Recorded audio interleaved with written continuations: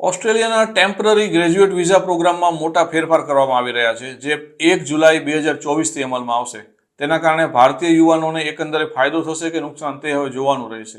Temporary graduate visa પ્રોગ્રામમાં ફેરફાર થવાથી ગ્રેજ્યુએટ વર્ક સ્ટ્રીમમાં ઘણા બધા એડજસ્ટમેન્ટ જોવા મળશે. હવેથી તેને post vocational education work stream તરીકે ઓળખવામાં આવશે. ટેમ્પરરી ગ્રેજ્યુએટ વિઝા પ્રોગ્રામ એ એવા ઇન્ટરનેશનલ સ્ટુડન્ટ માટે છે જેમણે commonwealth register of institutions and courses for overseas student એટલે કે ક્રિકોસના હેઠળ રજિસ્ટર્ડ કોર્સ પૂરા કર્યા છે. આ વિઝામાં કેટલાક ખાસ ફાયદા હોય છે, જેમ કે ટેમ્પરરી ગ્રેજ્યુએટ વિઝા ધરાવતા લોકો તેમનો સ્ટડી પૂરો કર્યા પછી ઓસ્ટ્રેલિયામાં રહી શકે છે અને તેઓ અહીં વધુ તક શોધી શકે છે અથવા તો વર્ક એક્સપિરિયન્સ પણ મેળવી શકે છે. ટેમ્પરરી ગ્રેજ્યુએટ વિઝા પ્રોગ્રામમાં જેમણે અરજી કરી હોય તેઓ પોતાના પરિવારજનોને પણ વિઝા અરજીમાં સામેલ કરી શકે છે. તેમાં તેમના પાર્ટનર, બાળકો અથવા તો પાર્ટનરના બાળકોને પણ સામેલ કરી શકાય છે. જોકે તેમાં વિઝાની જરૂરિયાત પ્રમાણે હેલ્થના નિયમોનું પાલન કરવું આવશ્યક છે.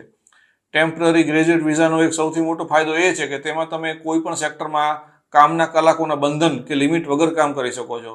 તેના કારણે ગ્રેજ્યુએટને પોતાના સ્ટડીના ફિલ્ડમાં અનુભવ મેળવવાની અને સાથે સાથે ઓસ્ટ્રેલિયામાં રહીને પોતાની કારકિર્દીમાં આગળ વધવાની તક મળશે.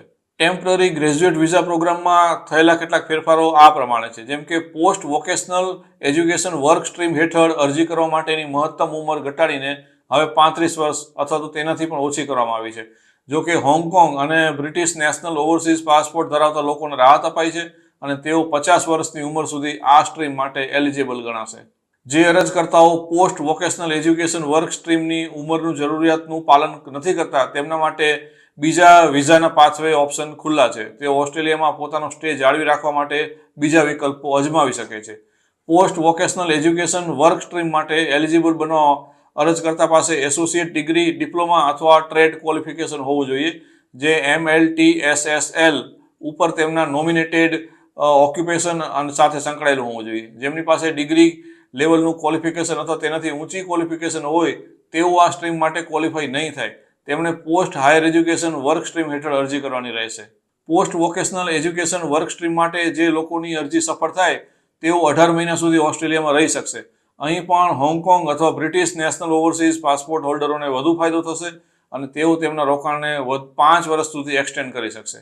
પોસ્ટ સ્ટડી વર્ક સ્ટ્રીમને પોસ્ટ હાયર એજ્યુકેશન વર્ક સ્ટ્રીમના નામે ઓળખવામાં આવશે. તેમાં પણ કેટલાક ફેરફાર થયા છે, જેમ કે તેમાં અરજી કરવા માટેની વય મર્યાદા ઘટાડીને 35 વર્ષ કરવામાં આવી છે અને તેમાં પણ હોંગકોંગ અથવા બ્રિટિશ પાસપોર્ટ ધારક માટે 50 વર્ષની છૂટ છે.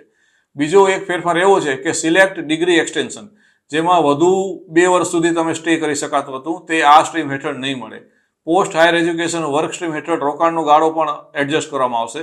તેમાં બેચલર ડિગ્રી માટે આ ગાળો 2 વર્ષ સુધીનો, માસ્ટર ડિગ્રી માટે પણ 2 વર્ષ સુધીનો અને માસ્ટર્સ રિસર્ચ અને ડોક્ટરલ ડિગ્રી માટે 3 વર્ષ સુધીનો ગાળો રહેશે.